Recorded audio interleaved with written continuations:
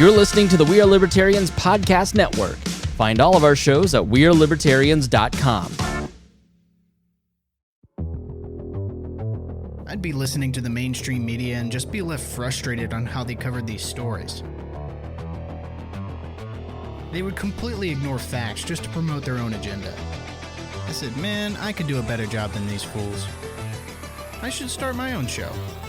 So I did.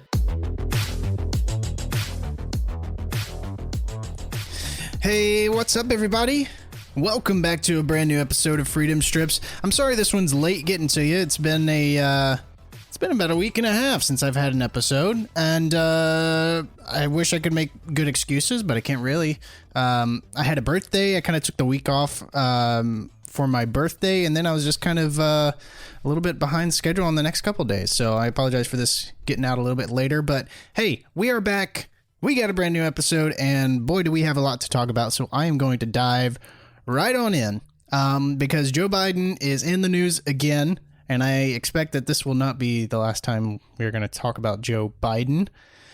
But as you know, he just recently declared his run for president, and he is the front runner if you trust the polling data, which we all know we should take that with a grain of salt. However, he does seem to be the front runner. I've heard a lot of presidential campaign promises in my short time here on planet Earth, but none quite like what Biden just recently promised. Yeah, I tell you what, instead of, me telling you, why don't you just listen to what Joe Biden said? A lot of you understand that what loss is, and when loss occurs, that people come up to you and tell you, I understand if you lose a husband, a wife, a son, a daughter, a family member, and lots of times you feel like saying, they say, I know how you feel, and if they hadn't, you look at them, they mean well, but you say, you have no idea how I feel. But when it happens to you, you know. That's why I've worked so hard in my career to make sure that I promise you, if I'm elected president, you're going to see the single most important thing that changes in America is we're going to cure cancer. You think but that's another issue. But that's another issue. Joe, that's cancer. You're promising to cure cancer. He's just kind of like throwing that off as like, I promise you we'll cure cancer, but that's another issue. No, we can focus on that later. No, Joe, if you know how to cure cancer, by all means, let's hear it, buddy. But, oh my gosh, what a crazy campaign promise. So, of course, that got in the news as he was campaigning in Iowa. I mean, all right. I mean, you got, it's only, this is the thing is like these candidates on the Democratic side, they're just trying to one up each other. They're fighting for, well, I'm for a $15 minimum wage. Yeah. Well, I'm for a $16 minimum wage. You suck. Yeah. Well, I'm for a $17 minimum wage and free college. Top that. Oh yeah. Free college, $17 an hour minimum wage and free healthcare. How about that? And Joe Biden's like, hold my beer. I'm going to cure cancer if you vote me in.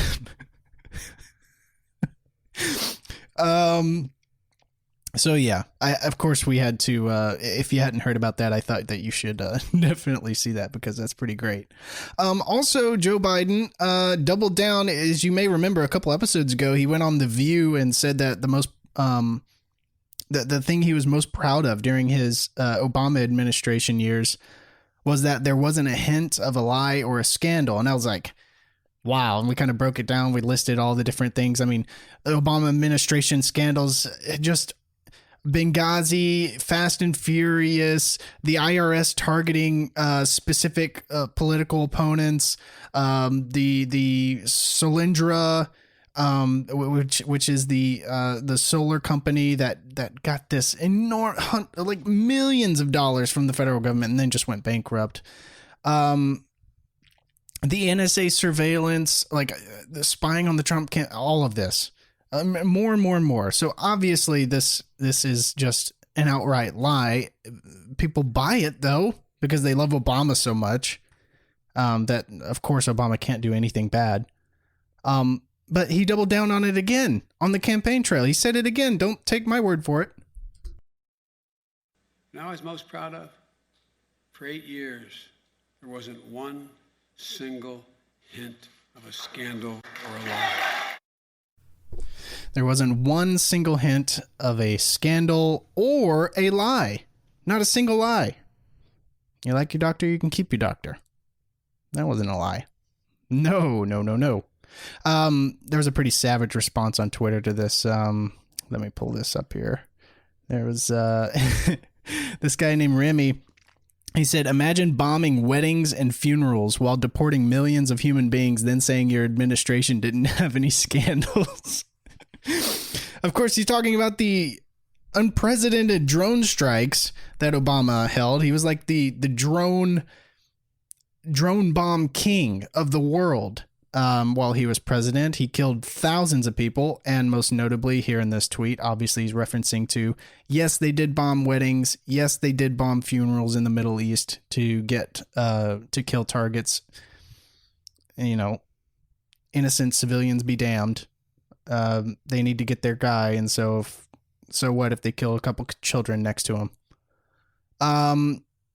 So that happened during the Obama administration. Then he got a Nobel Peace Prize for bombing the hell out of countries and innocent people. So that's great. Not a single hint of a lie or a scandal. So there's your Joe Biden moment for the show.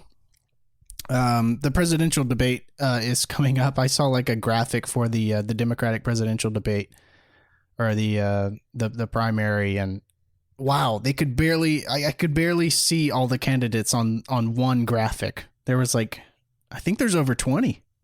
A bunch I know, and a few I didn't even realize were in the race, to be completely honest. And I stay up to date on this way more than most people. So if even I don't know some of those names, 100% most people are not going to know who these people are. So that's going to be interesting to see how they handle that many candidates all at once. I think they're going to break it into a couple different days, but honestly, they're breaking it up into two groups, I believe I read. But the first group is like all of the candidates that are polling pretty high already. And the rest are just the ones that are polling at 1%, 2% maybe. So pretty much everyone's just going to watch the one debate. No one's really going to watch the second. Unfortunately, I saw Tulsi Gabbard get into the second group with all the other candidates that are pretty, no one knows their names and no one really is interested in them. And that was kind of sad. I kind of wanted her to be on the stage to call out a Joe Biden and to call out some of these other larger candidates, Elizabeth Warren, for some of their policies. And unfortunately, it doesn't look like we're going to get that. But moving on to really the main story of the show that I wanted to talk about. And you may have heard about this. It is, of course, the oil tankers that were attacked in the Gulf of Oman. So 2 oil tankers were damaged in a suspected attack off the Gulf of Oman early Thursday, prompting the rescue of dozens of crew members. The U.S. Navy's Fifth Fleet said that it was assisting 2 tankers in the Gulf of Oman after receiving 2 distress calls. Details of the incident were unclear, but one of the operators made an unconfirmed report that a torpedo had hit the ship. Dramatic images and the videos of the ship were subsequently released by the Iranian state media. International Tanker Management, which operates the MT Front, said that an explosion had caused a fire on board. The firm told the Associated Press that the incident is still being investigated, and it was unclear what caused the explosion, as its 23 crew members were evacuated by nearby South Korean-based Hyundai Dubai vessel. They are now safe, the firm said. The other vessel, a Japanese-owned Kawaka Courageous, reportedly carrying methanol, sustained damage on its whole starboard side. 21 sailors were evacuated and 1 was slightly injured. The U.S. Naval Forces Central Command received calls from the Kawaka Courageous, who were operating in international waters on the Gulf of Oman. One of the vessels involved was identified as the MT Front Altair, a Marshall Islands flagged but Norwegian-owned crude oil tanker carrying naphtha, a petrochemical product, to Japan. So essentially, this can kind of get confusing about the details. These two oil tankers were going through the Strait or the Gulf of Oman and were attacked by something. Now, the official reports are saying that mines were used during this attack, and so that's what caused the damage on the hull. However, those reports are being refuted some by the Japanese owners of the oil tanker that was actually hit. But we'll get into that just a little bit later. Now, immediately after this attack, Secretary Pompeo went to blaming Iran for this attack. So let me get to Secretary Pompeo. He said, this is a tweet from Secretary Pompeo. He said, "It is the assessment of the U.S. government that Iran is responsible for today's attack in the Gulf of Oman. These attacks are a threat to international peace and security, a blatant assault on the freedom of navigation, and unacceptable escalation of tension by Iran." So, yeah, unacceptable escalation. I saw a pretty hilarious meme the other day where they were saying, if Iran doesn't want war, why did it put its countries in the middle of all of our bases? And it was a photo of the country of Iran and all of the U.S. bases that are on the border of Iran, close to like 15 U.S. bases on the border. So Mike Pompeo and the mustache-wielding John Bolton are all pointing fingers at Iran for this. Let's go and listen to Secretary Pompeo now. Of the United States government that the Islamic Republic of Iran is responsible for the attacks that occurred in the Gulf of Oman today. This assessment is based on intelligence, the weapons used, the level of expertise needed to execute the operation, recent similar arrangements, and the fact that no proxy group operating in the area has the resources and proficiency to act with such a high degree of sophistication. This is only the latest in a series of attacks instigated by the Islamic Republic of Iran and its surrogates against American and allied interests.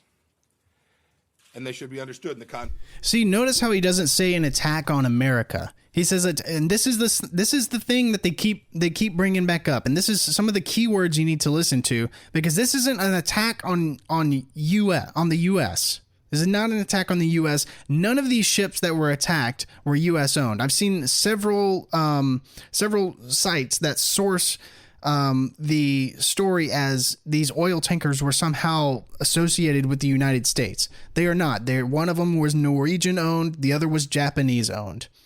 And to get this whole context into play here, this was happening at the same time as the Japanese Prime Minister is in Iran having peace talks as a mediary between the United States and Iran. Apparently, peace talks are going well. Iran released a American hostage being held because of the espionage charges. So they released an American prisoner. Things seem to be going well. And then all of a sudden, Iran apparently attacks two oil tankers, one of which is a Japanese oil tanker, while the Japanese prime minister is in Iran. None of this is making sense. But to get back into this video, again, he says this is an attack on U.S. interests. This is how they make up these excuses to keep going into these different wars, saying that it's an attack on U.S. interests. This is not an attack on the United States.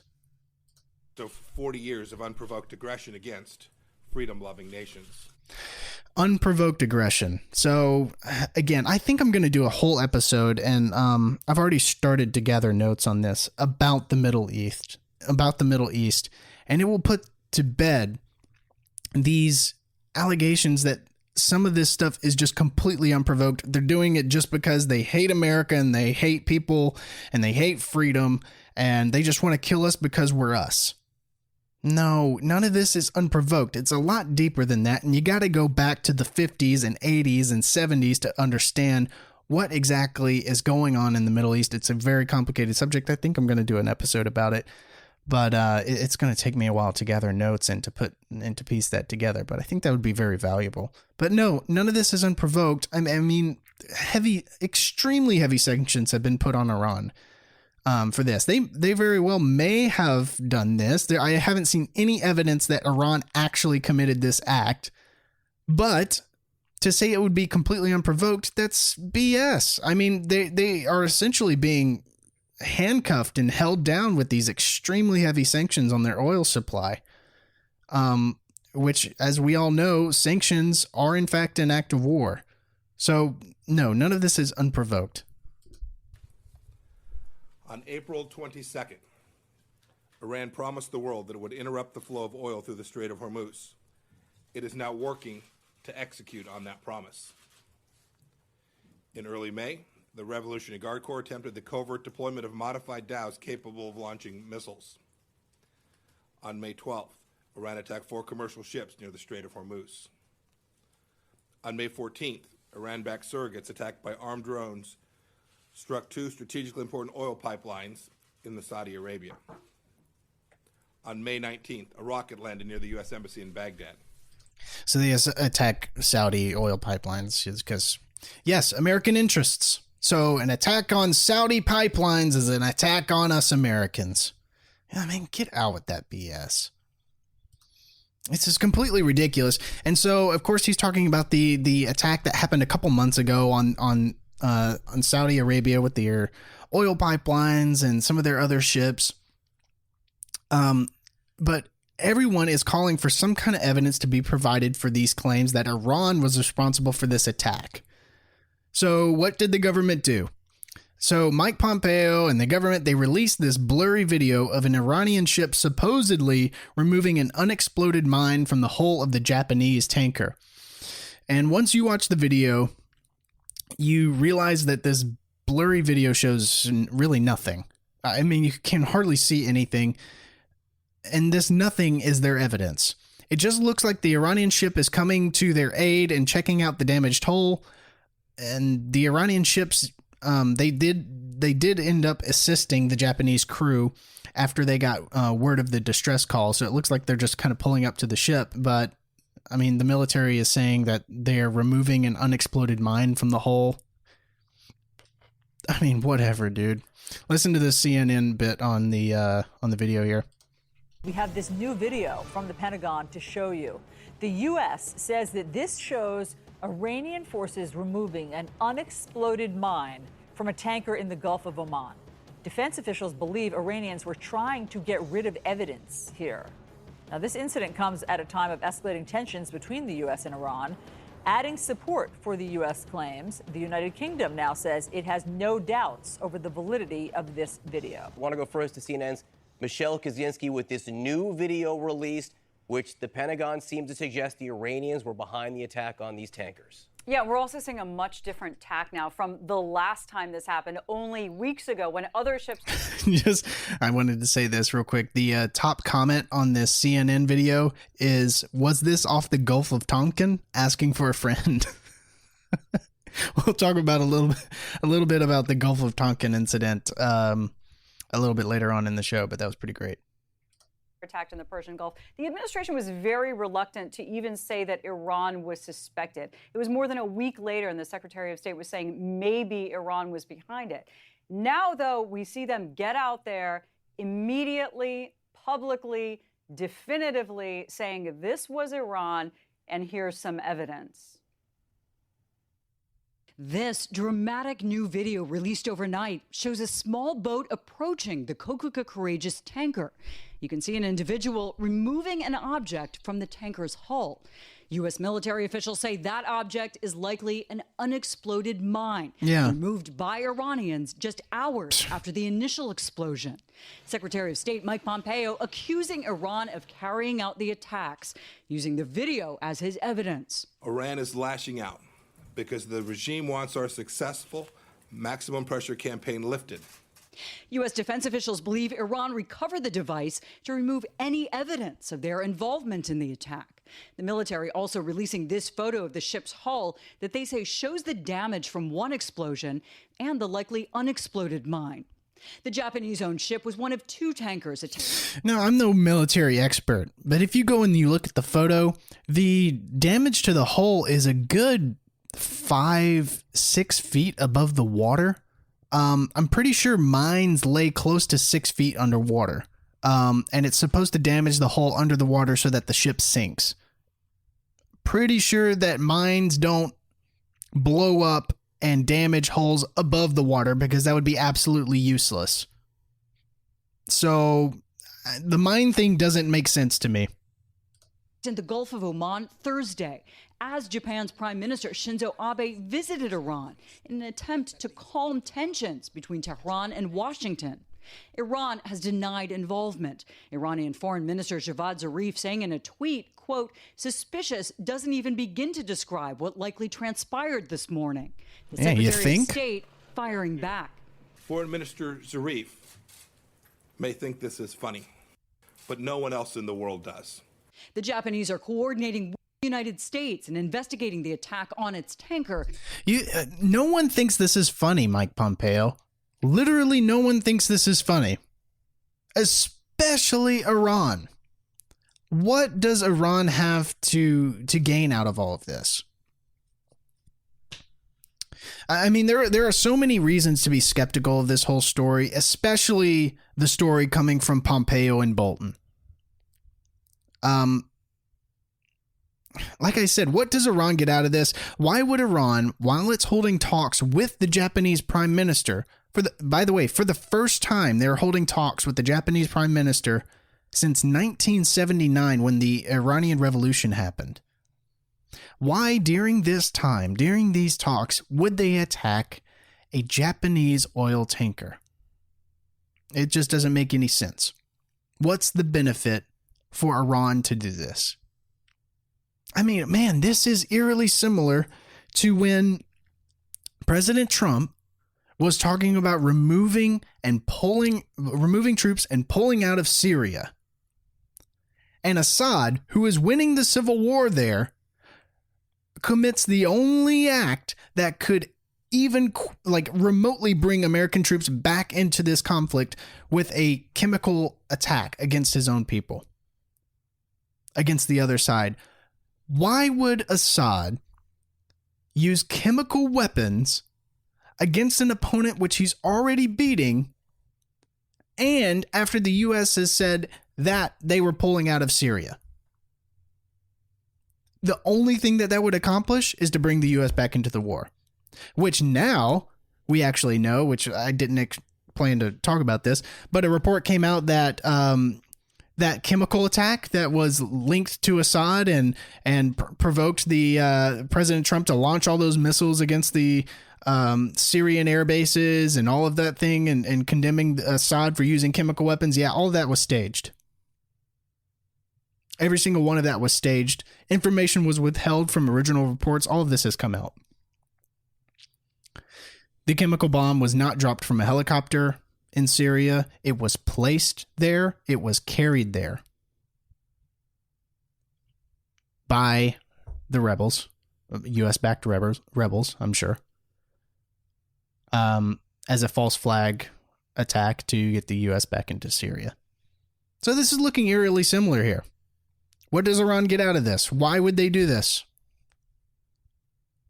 Who wants war more? The United States against Iran, or Iran against the United States? How quickly do you think that war would last for Iran? I think Iran would last a long time. But do you think that the Iran, is it in their best interest to go to a war with America? Do you honestly think that they don't understand if they go to the war with America, they are getting wiped off the map?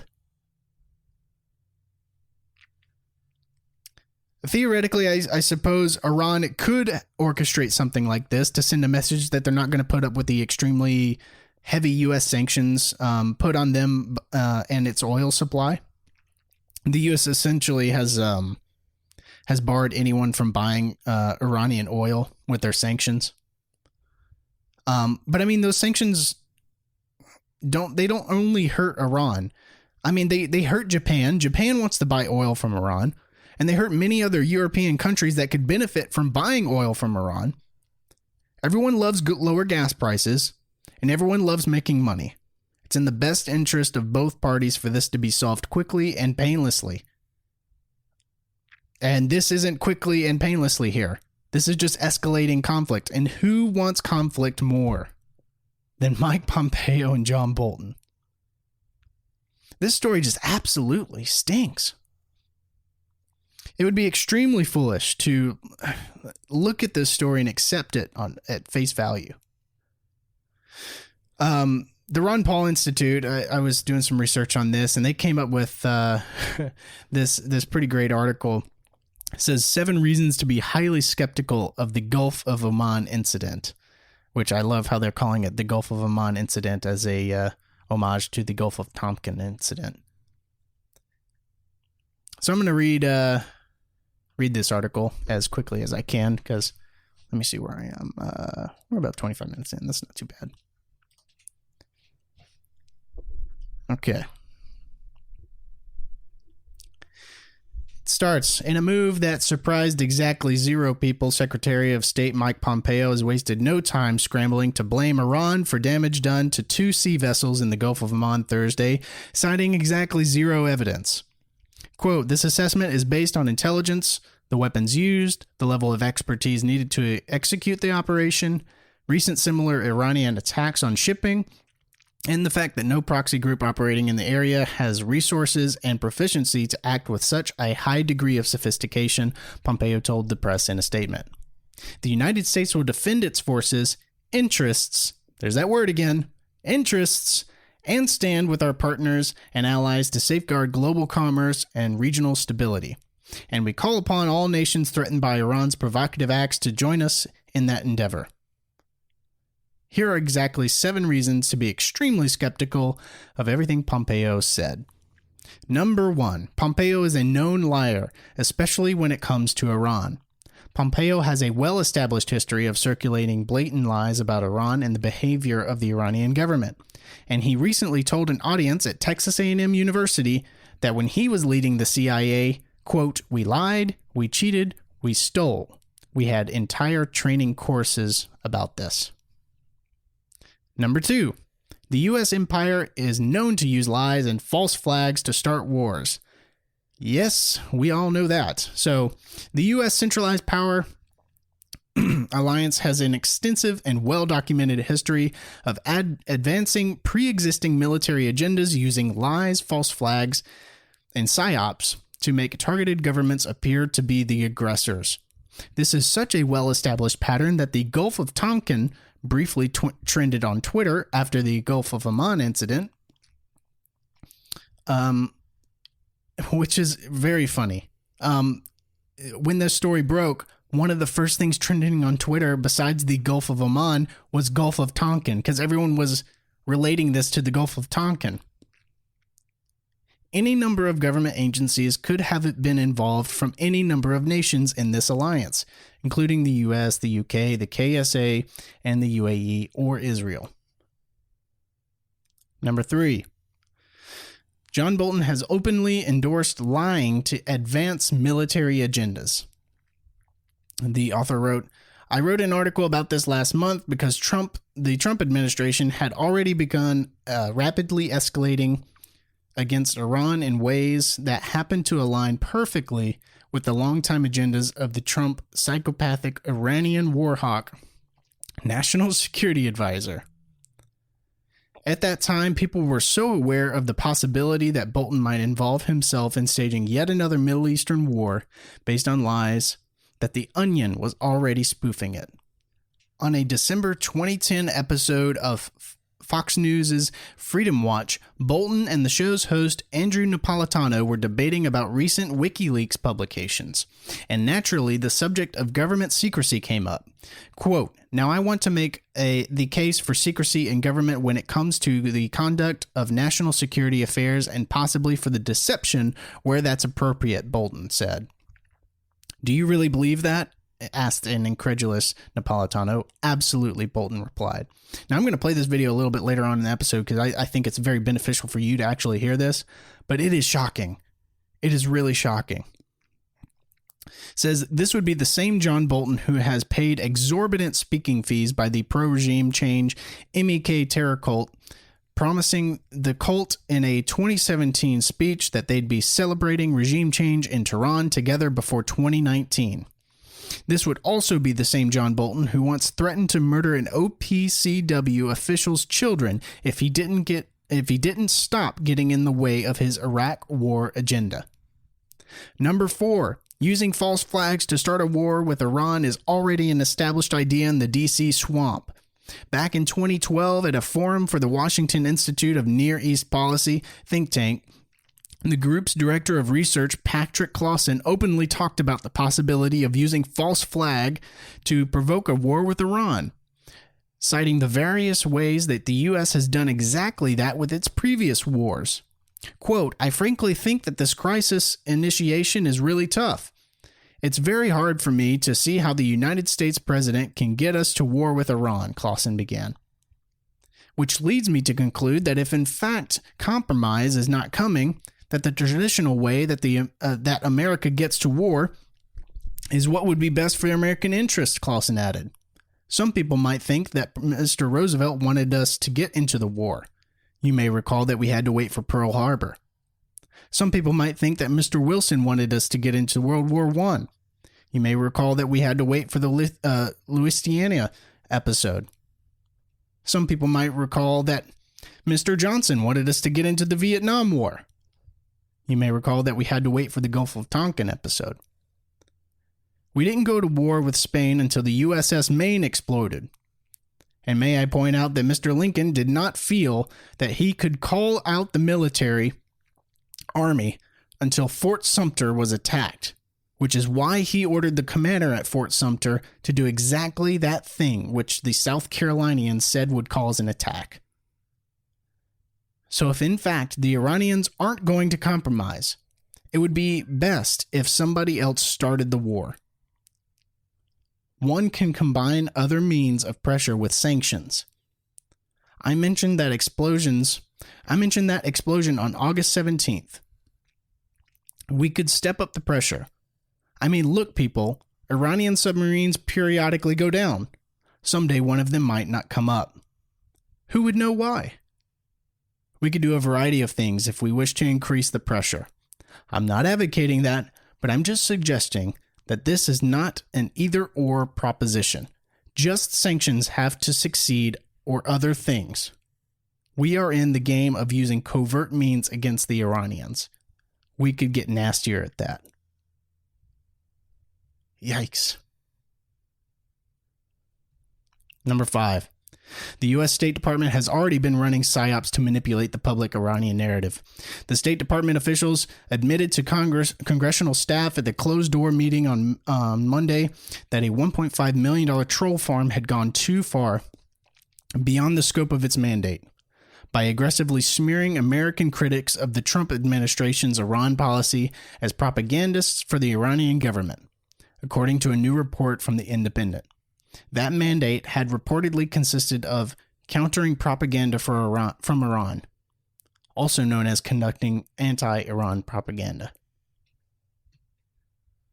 Critics in Washington have gone further, saying that their program resembled the type of troll farms used by the autocratic regimes abroad, saying The Independent. One woman behind the harassment campaign, a longtime Iranian-American activist, has received hundreds of thousands of dollars from the State Department over the years to promote freedom of expression and free access to information, the report reads. Number 6. The Gulf of Oman narrative makes no sense. One of the ships damaged in the attack was Japanese-owned, and the other was bound for Japan. This happened to be just as Japanese Prime Minister Shinzo Abe was in Tehran attempting to negotiate a de-escalation between the United States and Iran with Trump's blessing. And just after Iran had released a prisoner accused of conducting espionage for the United States in what many took to be a good faith gesture. Iran has been conducting itself with remarkable restraint in the face of relentless sanctions and provocations from the U.S. and its allies. It wouldn't make much sense for it to suddenly abandon that restraint with attacks on sea vessels, then rescue their crew, then deny perpetrating the attacks. During a time of diplomatic exchanges and while trying to preserve that nuclear deal with Europe. If Tehran did perpetrate the attacks in order to send a strong message to the Americans, it would have been a very mixed message sent in a very weird way. And lastly, number 7. Even if Iran did perpetrate the attack, Pompeo would still be lying. Pompeo's statements uses the words unprovoked twice and Iran's provocative acts once, explicitly claiming that the U.S. empire was just minding its own business, leaving Iran alone when it was attacked out of the blue by a violent aggressor. Sometimes the things put out by the U.S. State Department feel like they're conducting experiments on us just to test the limits of our stupidity. As noted in this article by Moon of Alabama and this discussion on the Ron Paul Liberty Report, the U.S. has been provoking Iran with extremely aggressive and steadily tightening sanctions, which means that even if Tehran is behind the attacks, it would not be the aggressor, and the attacks would most certainly not have been unprovoked. Economic sanctions are an act of war. If China were to do this to America's economy, what America is going is do if China were to do to America's economy what America is doing to Iran's, the U.S. would be in a hot war with China immediately. It would technically be possible for Iran. It could technically be possible that Iran is pushing back on U.S. aggressions and provocations, albeit in a strange and neoconservatively convenient fashion. So there you have it. I thought that covered it pretty well, or at least covered, the non-mainstream media side of it pretty well. Like I said, try not to look at this at face value. Try to see what's behind the curtains. But it wasn't just the Ron Paul Liberty Report that I found making arguments from the other side. Even Bloomberg had an article here. It says, Iran has little to gain from the Oman tanker attacks. It starts out like this. 2 oil tankers have been damaged in a suspected attacks in the water between the United Arab Emirates and Iran as they were leaving the Persian Gulf. Excuse me. This is the second incident in 4 weeks and raises the question of who gains what from them. Fingers will certainly be pointed at Iran as the mastermind behind these events, but the potential benefits to the Persian Gulf nation are outweighed by the risks. And even if Tehran isn't responsible, it will suffer the consequences. The first tanker to report a problem was the Front Altar. It was reported to be carrying 75,000 tons of naphtha loaded in Abu Dhabi to Japan, although it was signaling a destination in Taiwan when it was damaged. The second vessel was a Japanese-owned Kouka Courageous, which was sailing from Saudi Arabia to Singapore with a cargo of methanol. A person who's heard local radio transmissions between the ships in the region told Bloomberg that a torpedo attack is suspected to have caused the explosion and fire on the Front Altar. The managers of the Kouka Courageous said in a statement that the 21st crew of the vessel abandoned ship after the incident on board, which resulted in damage to the ship's hull on the starboard side. Who gains from these attacks? The obvious answer is Iran. If Tehran is attacking tankers leaving the Persian Gulf, either directly or through proxies, it sends a message that transit through the world's most important choke point for the global oil flows is not safe without its consent. If Iran is pushed to the brink economically by sanctions, it will not go quietly. Other nations in the region will bear the cost of disruptions to their own oil exports, while America and its allies will have to cope with higher crude prices and disruptions to its supplies. Not since 2005 had the world's insurers considered shipping in the Persian Gulf so dangerous for its oil tankers.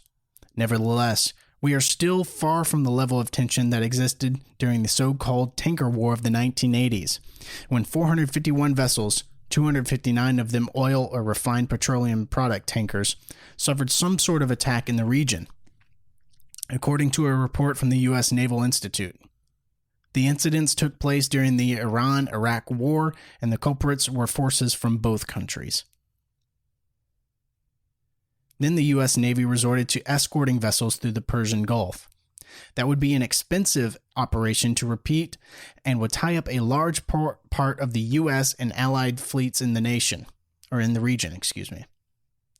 It would also raise the cost of the U.S.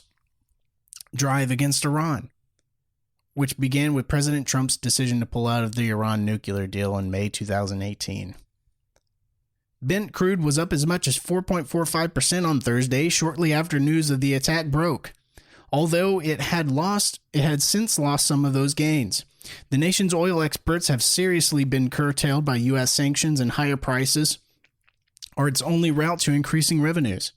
But the benefits are likely to be relatively small, given the dwindling volumes and steep discounts that the country probably has to offer to shift its oil. There is another group that will benefit from this incident: the people who want to see the U.S. step up its campaign against Iran and to move from an economic war to a military one. There are plenty of those, both in the U.S. and among its allies in the Persian Gulf and wider Middle East regions. The timing of the attacks also raise questions. They come as the Japanese Prime Minister Shinzo Abe is visiting Tehran with the blessing of Trump. On Wednesday, Abe urged Tehran to avoid conflict at all cost and pleaded to do his utmost to ease tensions. The tankers damaged on Thursday were carrying cargoes related to Japan.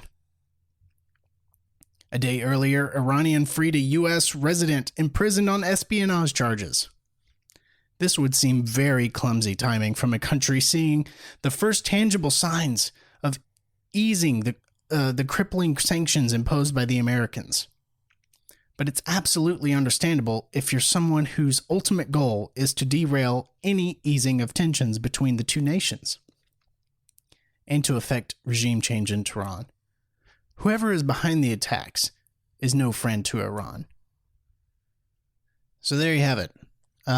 Take from that what you will. This whole thing just seems so fishy. It just doesn't make any sense.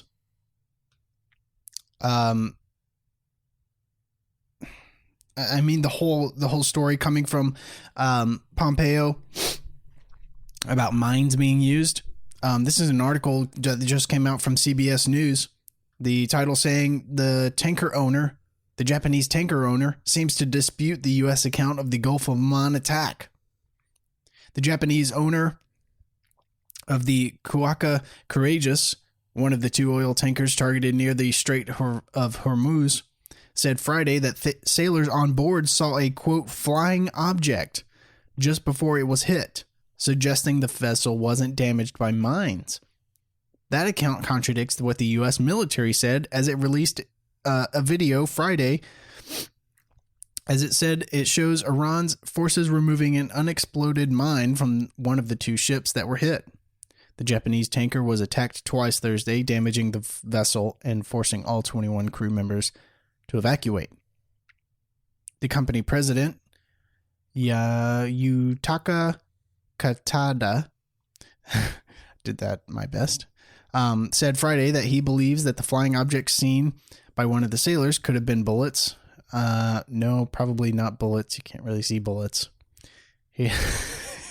Probably like a torpedo or a drone strike or something, maybe. But I mean, a flying object is not a bullet. You don't see a bullet. Anyway, he denied any possibility of mines or torpedoes because the damage was above the ship's waterline. That's what I said. It's above the waterline, so mines doesn't make sense. He called reports of a mine attack false. So that's all very interesting. Even the owner of the tanker is contradicting what the U.S. military is saying. One encouraging thing that I have seen while following this story is that most Americans seem to be getting wiser to the government's tricks and lies to start conflicts.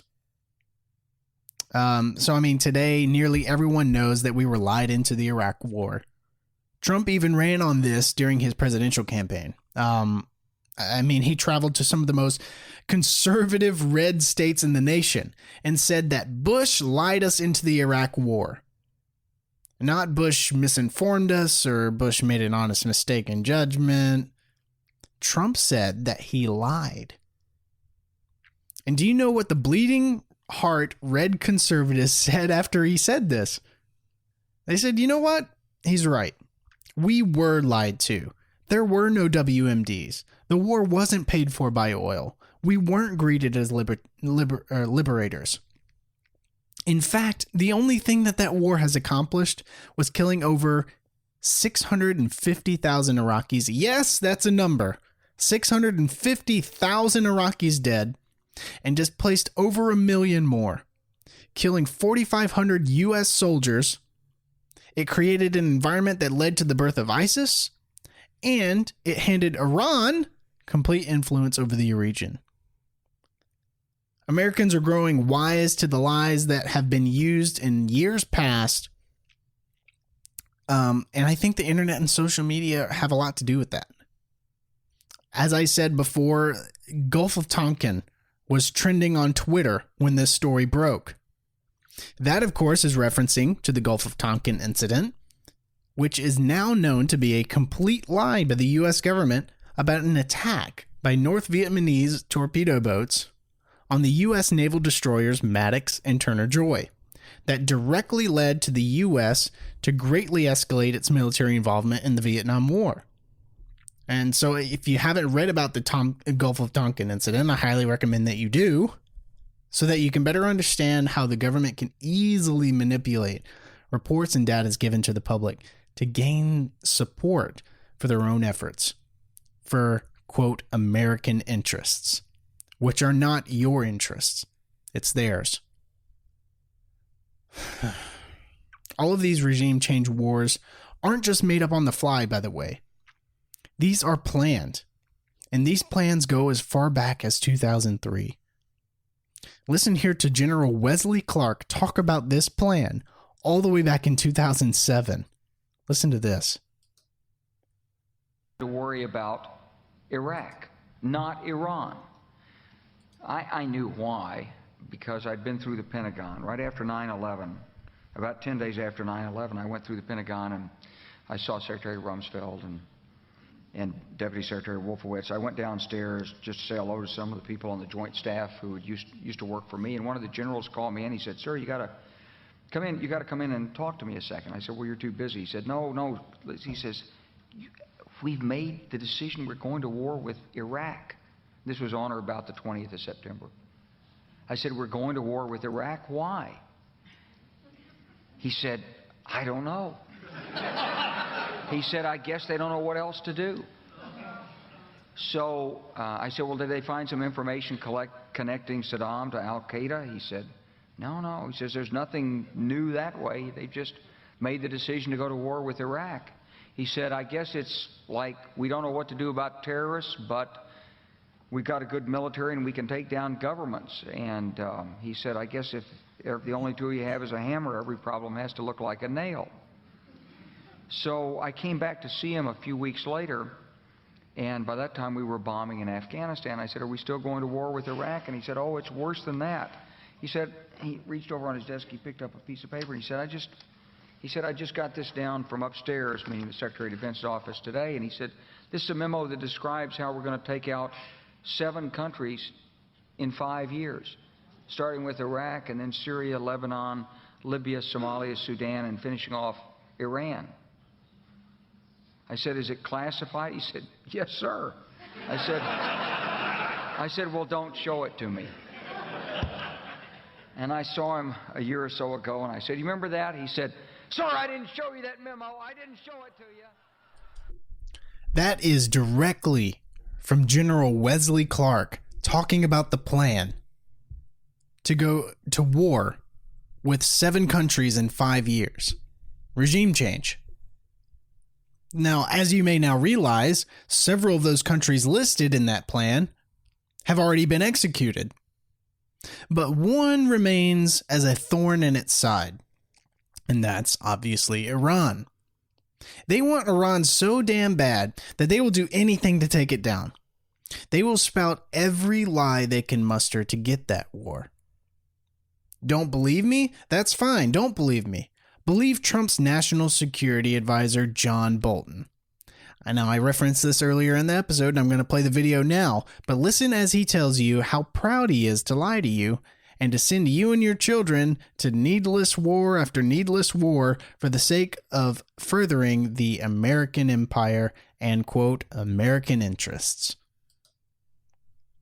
Being revealed. Now, I want to make the case for secrecy in government when it comes to the conduct of national security affairs, and possibly for deception where that's appropriate. You know, Winston Churchill said during World War II that in wartime, truth is so important it should be surrounded by a bodyguard of lies. Do you really believe that? Absolutely. You would lie in order to preserve the truth? If I had to say something I knew was false to protect American national security, I would do it. I don't think we're often faced with that difficulty. But would I lie about where the D-Day invasion was going to take place to deceive the Germans? You better believe it. Why do people in the government think that the rules of society or the laws don't apply to them?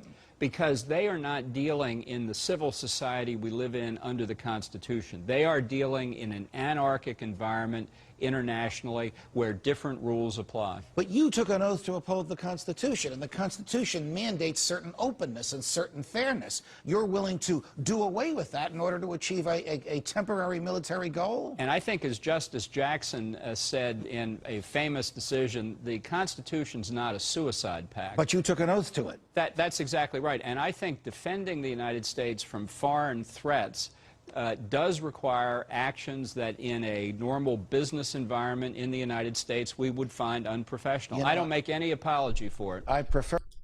If that doesn't tell you everything you need to know about John Bolton, I don't know what video will. Man, that is Trump's national security advisor. Holy cow.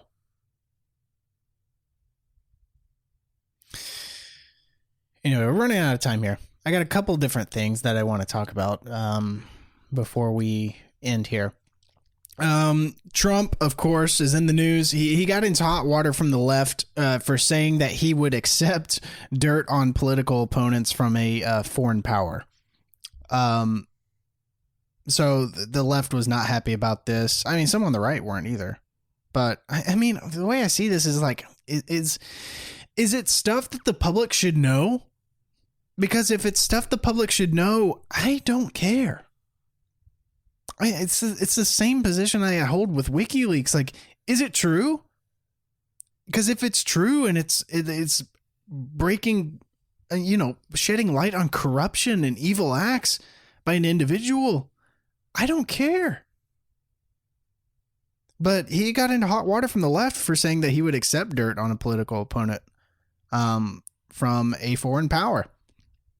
And as I was thinking about this, I was like, man, if we only had an example of them being totally okay with this exact thing.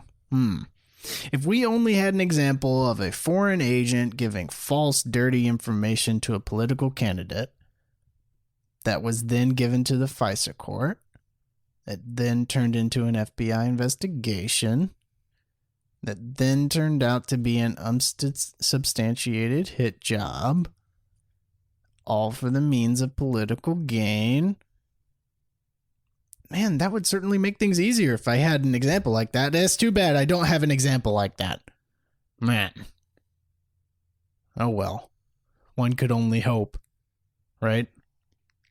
But this is from The Hill here. Trump has, since he got into hot water, he now says Trump campaign says it will handle foreign intel offers on a case-by-case basis. The top spokesman for President Trump's 2020 re-election bid said the campaign will handle offers of information on opponents from foreign entities on a case-by-case basis. I don't know. I mean, like I said, I don't really care. Honestly, if it's true stuff, then by all means. Like if it's releasing dirt on people who are running for president that are corrupt and are doing evil stuff, I don't care. I don't care. By the way, every single person running for president right now, and I mean every single one of them, they got dirt. All right? They got dirt. They're probably doing some pretty bad stuff. Moving on to our last thing I wanted to talk about, and I thought this would be a pretty great one to end on. This comes from the Washington Examiner. The headline of this says, "The Senate basically just voted to arm ISIS with your tax dollars." Wow, that sounds pretty... No way. They wouldn't do that, would they? Actually, they've been doing this for quite a while. Just so you know. Senator Rand Paul from Kentucky said on the Senate floor Thursday before a vote that would bar U.S. arms sales with 3 Arab states, quote, "The facts are not contested. Saudi Arabia, Qatar, and Bahrain have allowed U.S. arms to be funneled to radical Islamist groups throughout the Middle East. Paul is right. No one really contests this. President Trump, who supports the arms sale, agrees that the countries have supported extremists. If Hillary Clinton had been elected president, apparently she knew too. President Obama knew as well. Clinton's tenure as Secretary of State made clear the U.S. was backing countries that aided our enemies. As Paul observed in his floor speech Thursday, quote, even Hillary Clinton admitted in an email to John Podesta, quote, "We need to use our diplomatic and more traditional intelligence assets to bring pressure on the governments of Qatar and Saudi Arabia, which are providing clandestine financial and logistical support to ISIS and other radical groups in the region." This, holy cow. Paul also noted that in 2009, a decade ago, because yes, this is how long this has been going on, Hillary Clinton sent the State Department a cable that read, quote, "Saudi Arabia remains a critical financial support base for Al-Qaeda and the Taliban."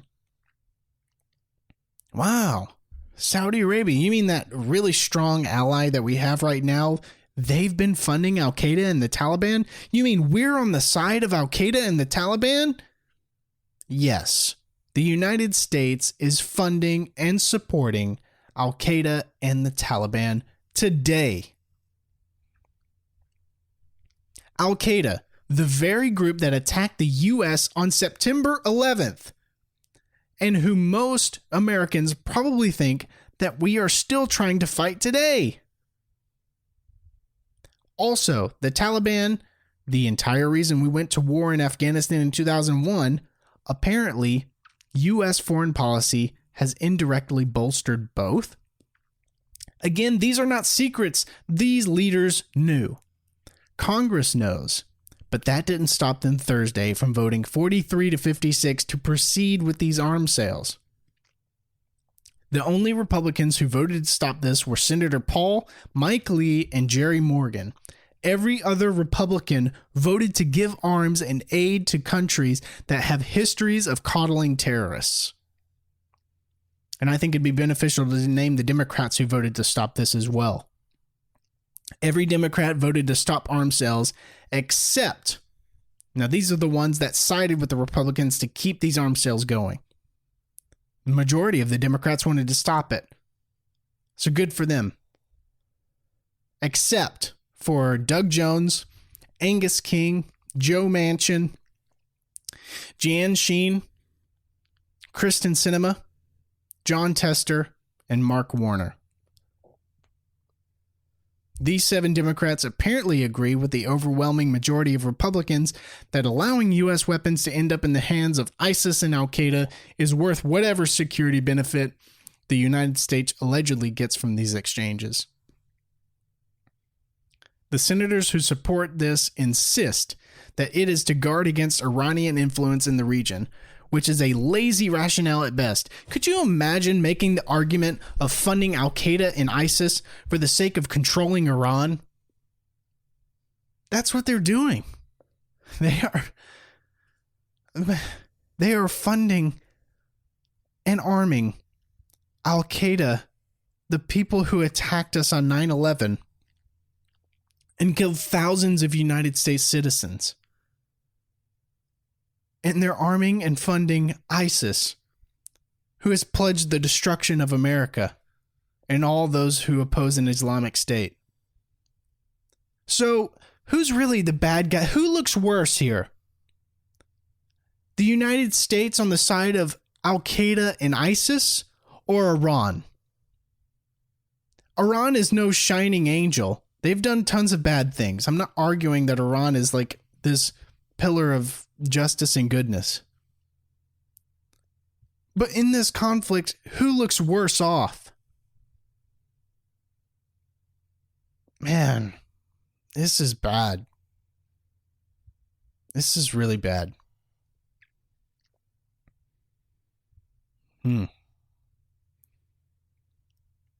Maybe we should consider a peace plan that doesn't include dumping more arms into a region aflame in civil unrest, civil war, and anarchy, Paul said on the floor. The argument goes that we must arm anyone who is not Iran. We are told that because of Iran's threat, the U.S. must accept selling arms to anyone who opposes Iran, even bone saw-wielding countries brazen enough to kill a dissident in a foreign consulate. That is, of course, he's referencing Saudi Arabia that murdered a journalist with a bone saw. They chopped him up with a bone saw. That's our ally. People who chop up people with bone saws to hide the body. That's our big ally in the Middle East. What would happen if we just said no, Paul asked. What would happen if we simply conditioned arms sales on behavior? That's a great question. In addition to arming ISIS in Saudi Arabia, murdering a U.S.-based journalist last year, the American-backed Saudi war in Yemen continues to yield a civilian death toll so high that we don't exactly know what the right number is. One April statistic put it at 70,000, mostly from starvation. Though our allies continue to kill hundreds of children with U.S. weapons. In August, a U.S. supply bomb killed 40 kids riding a school bus. Just one of those horrors would have been enough to at least question why we keep selling arms to these countries. The mere fact that these states have helped in the past and in no doubt continue to embolden the groups that attacked the U.S. in 2001 and carry out other acts of terror around the world should be enough to stop it. But not in Washington. You can bet the majority of senators who voted for this deal today were more annoyed with Rand Paul asking all these questions than they were with terrorism, human rights abuses, and dead children. Only in Washington.